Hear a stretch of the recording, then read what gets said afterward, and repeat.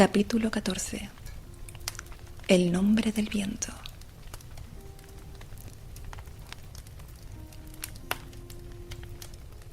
El invierno es la época del año floja para los troops itinerantes, pero a Benzi le sacó provecho y se puso a enseñarnos simpatía en serio.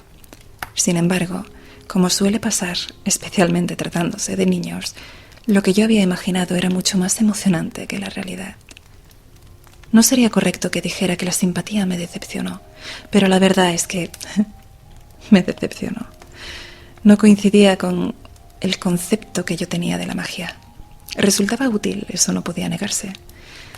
Ben utilizaba la simpatía para iluminar nuestros espectáculos. Con simpatía se podía hacer fuego sin pedernal o levantar pesos sin necesidad de utilizar aparatosas cuerdas y poleas. Pero el día que nos conocimos, Ben había llamado al viento. Eso no era mera simpatía. Eso era magia. Magia de la de los libros de cuentos. Eso era el secreto que yo más anhelaba descubrir.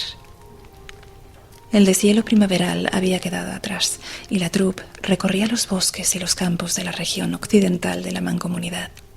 Yo viajaba, como de costumbre, en la parte delantera del carromato de Ben. El verano había decidido presentarse de nuevo y el campo estaba verde y crecido. Llevábamos cerca de una hora tranquilos. Ben dormitaba con las riendas sueltas en una mano cuando el carromato golpeó una piedra y nos sacó a ambos de nuestros respectivos ensueños. Ben se enderezó en el asiento y se dirigió a mí en un tono que yo tenía clasificado como «Tengo un enigma para ti». ¿Cómo haría servir un hervidor lleno de agua? Miré alrededor y vi una gran piedra en el margen del camino. La señalé. El sol debe de haber calentado esa piedra. La vincularía al agua del hervidor y utilizaría el calor de la piedra para llevar el agua a ebullición. ¿Piedra-agua? No es un vínculo muy eficaz, me reprendió Ben. Solo una 1/15 parte acabaría calentando el agua. Funcionaría.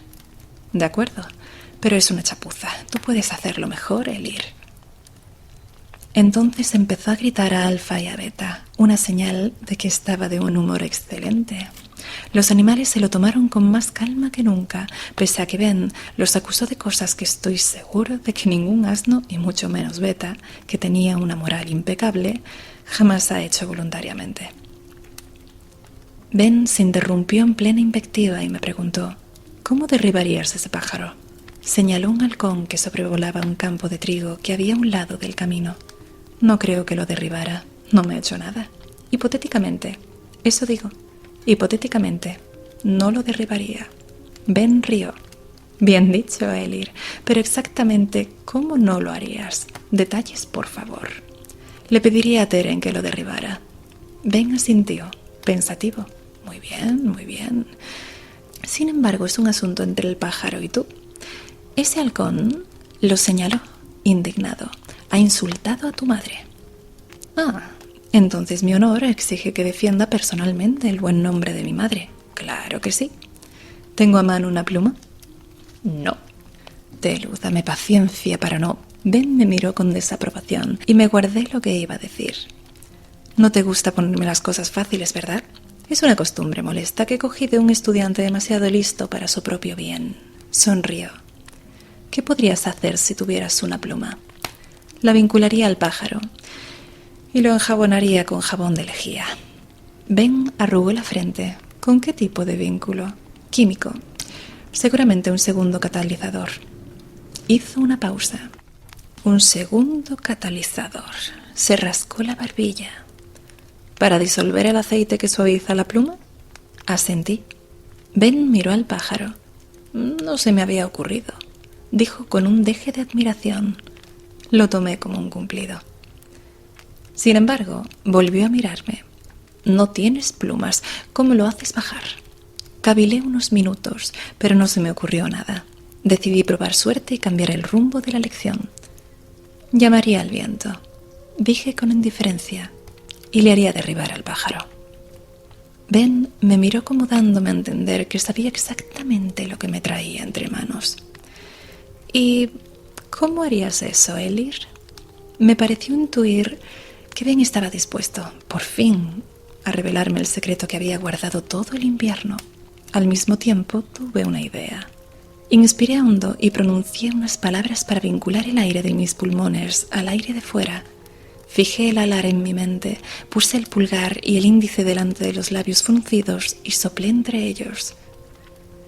Noté una débil ráfaga de viento detrás de mí que me alborotó el cabello y que tensó brevemente la lona que cubría el carromato. Quizás solo fuera una coincidencia, pero de todas formas, una sonrisa exultante se apoderó de mi cara. Por unos instantes no hice sino sonreír como un loco mirando a Ben, que me observaba, a su vez, con incredulidad. Entonces noté que algo me oprimía el pecho, como si estuviera bajo el agua. Intenté aspirar, pero no pude. Un poco aturdido, seguí intentándolo. Era como si me hubiera caído de espaldas y me hubiera quedado sin aire en los pulmones. De pronto comprendí qué había hecho. Noté un súbito sudor frío y, desesperado, agarré a Ben por la camisa, apuntándome el pecho, el cuello y la boca abierta. La expresión de Ben pasó de la perplejidad al pánico. Reparé en lo quieto que estaba todo. No se movía ni una brizna de aire. Hasta el ruido que hacía el carromato parecía amortiguado, como si pasara a lo lejos. El terror se apoderó de mi mente y borró todos mis pensamientos. Empecé a arañarme el cuello, abriéndome la camisa, oía los latidos de mi corazón. Intentaba respirar, pero un fuerte dolor me oprimía el pecho. Moviéndose más deprisa de lo que jamás lo había visto moverse, Ben me agarró por los jirones de la camisa y saltó del asiento del carromato, aterrizando en la hierba del margen del camino. Me tiró al suelo con tanta fuerza que de haber tenido algo de aire en los pulmones me lo habría sacado. Me revolcaba a ciegas y las lágrimas resbalaban por mi cara. Sabía que iba a morir. Me ardían los ojos, arañé frenéticamente el suelo con unas manos entumecidas y frías como el hielo. Oí gritar a alguien, pero los gritos parecían muy lejanos. Ben se arrodilló a mi lado, pero el cielo se estaba oscureciendo detrás de él. Ben parecía casi enajenado, como si escuchara algo que yo no podía oír. Entonces me miró. Solo recuerdo sus ojos, que parecían distantes y llenos de un poder terrible, desapasionados y fríos. Me miró, movió los labios, invocó el viento. Me estremecí como una hoja en una tormenta y oí un trueno negro. Lo siguiente que recuerdo es que Ben me ayudó a levantarme. Me pareció ver que paraban otros carromatos y que la gente nos miraba con curiosidad. Mi madre salió de su carromato y, antes de que llegaran al nuestro, Ben fue a hablar con ella, riendo y tranquilizándola. No oí qué le decía, porque estaba concentrado en respirar hondo. Los carromatos reemprendieron la marcha y, sin decir nada, seguía Ben al suyo. Hizo como si estuviera muy entretenido arreglando las cuerdas que sujetaban la lona. Me recompuse y le ayudé lo mejor que pude hasta que hubo pasado el último carromato de la troupe. Cuando levanté la cabeza, Ben me miró, furioso. «¿En qué estabas pensando?», me dijo en voz baja. «¿En qué? Dime, ¿en qué estabas pensando?». Yo nunca lo había visto tan alterado. Estaba muy tenso, como si todo su cuerpo formara parte de un nudo de rabia, y temblaba. Echó un brazo hacia atrás para pegarme y se controló. Un instante después dejó caer la mano al lado del cuerpo. Empezó a moverse metódicamente, comprobando el estado de las últimas cuerdas, y luego subió al carromato. Como no sabía qué otra cosa hacer, lo seguí. Ben sacudió las riendas y Alfa y Beta echaron a andar. Éramos los últimos de la caravana. Ben dirigía la vista al frente. Me palpé la pechera desgarrada de la camisa.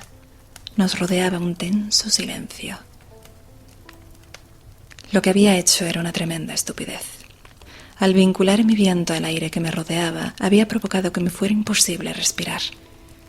Mis pulmones no tenían suficiente fuerza para desplazar tanto volumen de aire. Habría necesitado una caja torácica como un fuelle de hierro. Habría tenido la misma suerte si hubiera intentado beberme un río o levantar una montaña. Viajamos unas 2 horas en medio de un silencio incómodo. El sol acariciaba las copas de los árboles cuando por fin Ben aspiró hondo y soltó el aire con un suspiro explosivo. Me pasó las riendas.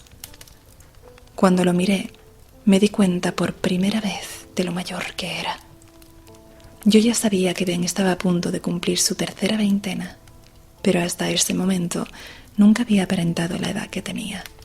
Antes he mentido a tu madre, Quoth. Nos ha visto y estaba preocupada por ti.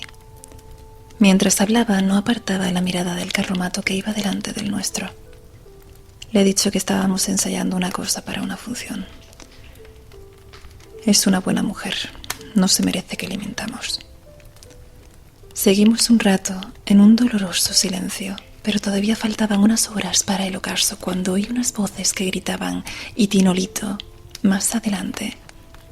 El bandazo que dio nuestro carromato al pasar por la calzada de tierra al margen de hierba sacó a Ben de su ensimismamiento. Miró alrededor y vio que todavía brillaba el sol. ¿Por qué paramos tan pronto? ¿Hay un árbol atravesado en el camino? No, es un itinolito. Señalé la losa de piedra que se alzaba por encima de los techos de los carromatos que iban delante de nosotros. ¿Qué? De vez en cuando encontramos uno en el camino. Volví a señalar el itinolito que asomaba por encima de las copas de los árboles más pequeños que había junto al camino. Como la mayoría de los itinolitos, era un rectángulo vastamente tallado de más de 3 metros de altura. Los carromatos que estaban formando un círculo alrededor de él parecían inconsistentes comparados con la sólida presencia de la piedra. También los llaman piedras erguidas, pero yo he visto muchos que no estaban de pie, sino tumbados de lado. Siempre que encontramos uno, paramos a pasar el día, a menos que tengamos muchísima prisa. Me interrumpí, porque me di cuenta de que estaba balbuceando. Yo los conocía por otro nombre, rocas de guía, comentó Ben en voz baja. Parecía cansado y muy anciano. Al cabo de un rato me preguntó, ¿por qué paráis cuando encontráis uno? No lo sé. Para descansar. Pensé un momento. Dicen que traen buena suerte. Me habría gustado poder añadir algo más para alargar la conversación, porque Ben parecía interesado, pero no se me ocurrió nada. Debe de ser eso. Ben guió a Alfa y a Beta hasta un sitio alejado de la piedra y de los otros carromatos. Ven a la hora de cenar o después. Tenemos que hablar. Se dio la vuelta sin mirarme y empezó a desenganchar a Alfa del carromato. Nunca había visto a Ben de ese humor. Corrí hacia el carromato de mis padres, temiendo haber estropeado las cosas entre nosotros dos. Encontré a mi madre sentada delante de un fuego recién encendido, añadiendo lentamente ramitas para alimentarlo. Mi padre estaba sentado detrás de ella, masajeándole el cuello y los hombros. Al oírme correr hacia ellos, ambos levantaron la cabeza. ¿Puedo cenar con Ben esta noche? Mi madre miró a mi padre y luego a mí. No quiero que te conviertas en una carga para él, corazón. Ben me ha invitado. Si voy ahora, podría ayudarlo a instalarse para pasar la noche. Mi madre sacudió los hombros y mi padre siguió masajeándoselos. Entonces me sonrió. Está bien, pero no te quedes hasta muy tarde. Dame un beso, añadió, tendiéndome los brazos, y yo la abracé y la besé. Mi padre también me besó. Dame tu camisa. Así tendré algo que hacer mientras tu madre prepara la cena. Me la quitó y pasó los dedos por los desgarrones. Esta camisa está llena de agujeros, más de los que debería. Empecé a balbucear una explicación, pero él hizo un ademán de indiferencia. Ya lo sé, ya lo sé. Ha sido por una buena causa. Procura tener más cuidado, la próxima vez tendrás que coserlo tú mismo. Tienes otra en el baúl. Tráeme aguja e hilo ahora que estás aquí, por favor. Corrí a la parte de atrás del carromato y me puse una camisa limpia. Mientras revolvía buscando aguja e hilo, oí cantar a mi madre. Al anochecer, cuando el sol se oculta, desde lo alto mi mirada te busca. Hace horas que te espero, pero mi amor es eterno. Mi padre contestó. Al anochecer, cuando la luz se apaga, por fin pongo rumbo a casa. Entre los sauces suspira el viento. Te ruego, mantén el fuego ardiendo. Cuando salí del carromato, mi padre tenía a mi madre inclinada en sus brazos y la estaba besando. Dejé la aguja y el hilo junto a mi camisa y esperé. Me pareció un buen beso. Observé con mi mirada calculadora, vagamente consciente de que quizá en el futuro quisiera besar a una dama. Si llegaba a ese momento, quería hacerlo bien. Pasados unos instantes, mi padre se percató de mi presencia y enderezó a mi madre. «Será medio penique por el espectáculo, señor Mirón», dijo riendo. «¿Todavía estás aquí, hijo?», ha puesto ese mismo medio penique a que te retiene una pregunta. «¿Por qué paramos en los itinolitos?» «Por tradición, hijo mío», contestó solemnemente abriendo los brazos. «Y por superstición, que vienen a ser lo mismo. Paramos porque traen buena suerte y porque a todo el mundo le gustan unas vacaciones inesperadas». Hizo una pausa. Sabía un poema sobre ellos. ¿Cómo era? Como la calamita, aunque estés dormido, junto al camino una piedra erguida, al mundo de los fatas siempre te guía. Busca el itinolito por montañas y hondonadas. Llegarás al no sé qué, no sé cuántos hadas. Mi padre se quedó un momento de pie, con la mirada ausente, pellizcándose el labio inferior. Al final sacudió la cabeza. No me acuerdo del final del último verso. Qué poco me gusta la poesía. ¿Cómo puede uno recordar las palabras sin música? Arrugó la frente, concentrado, mientras articulaba en silencio las palabras. ¿Qué es una calamita?, pregunté. Es como llamaban antes a las piedras imán, me explicó mi madre. Son trozos de magnetita que atraen el hierro.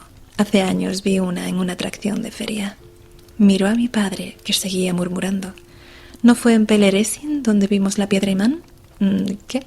La pregunta lo sacó de su ensimismamiento. Sí, en Peleresin. Volvió a pellizcarse el labio y frunció el ceño.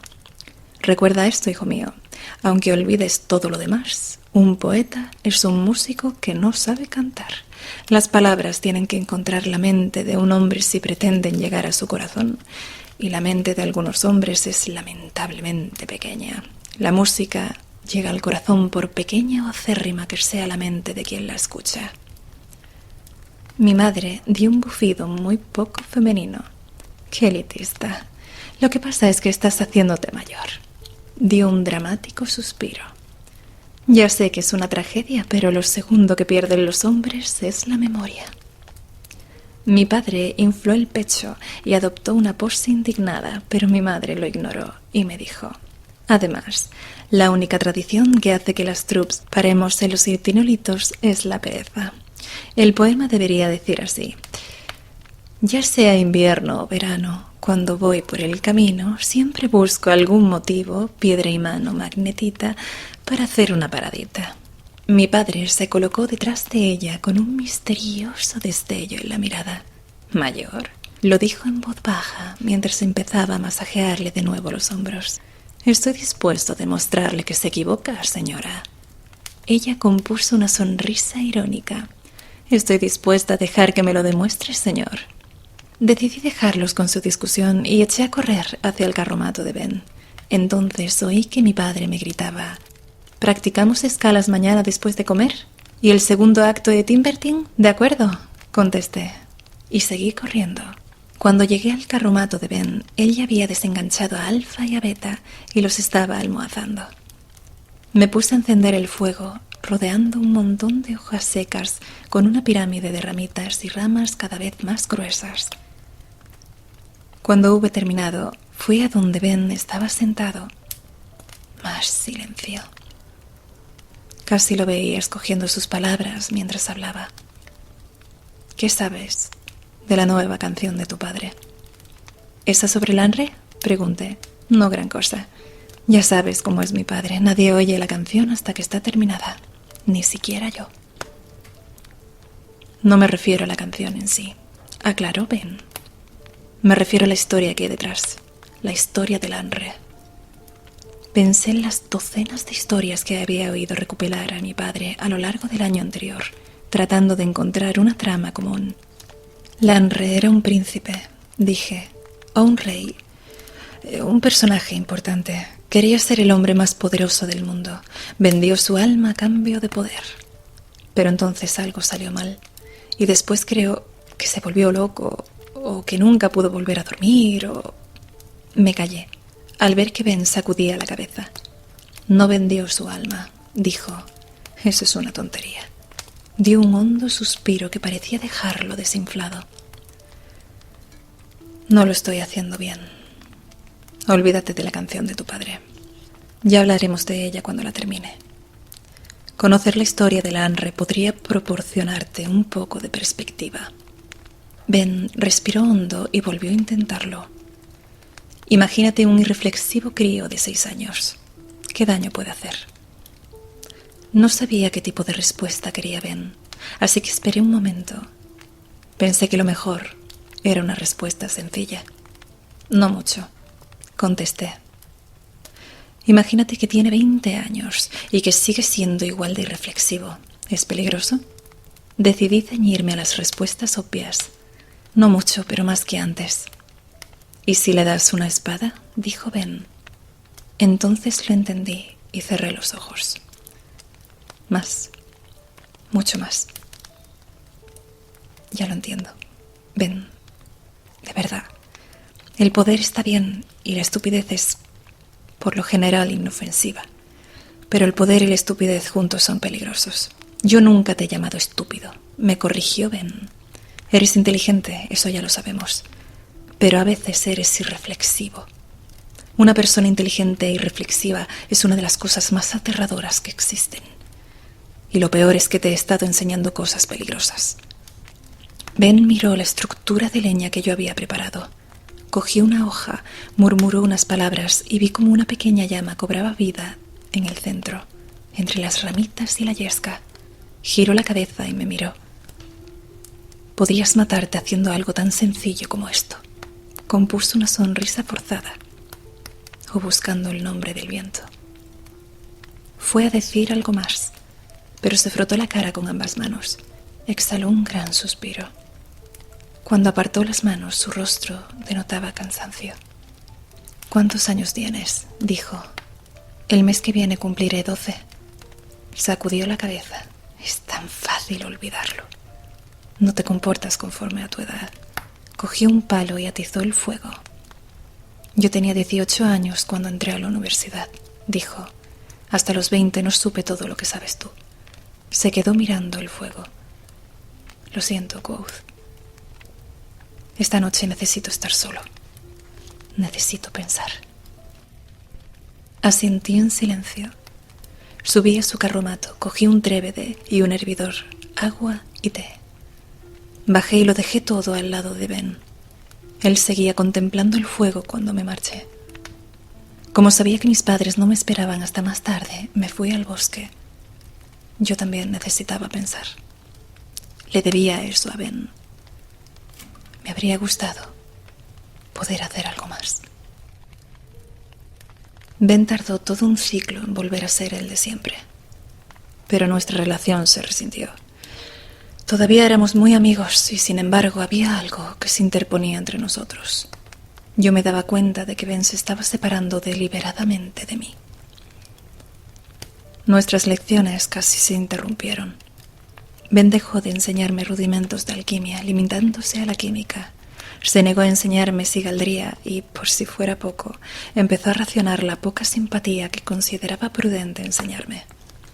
A mí me irritaba ese retraso, pero me lo tomé con calma, confiando en que, si le demostraba que era responsable, meticuloso y sensato, él acabaría relajándose y las cosas volverían a la normalidad.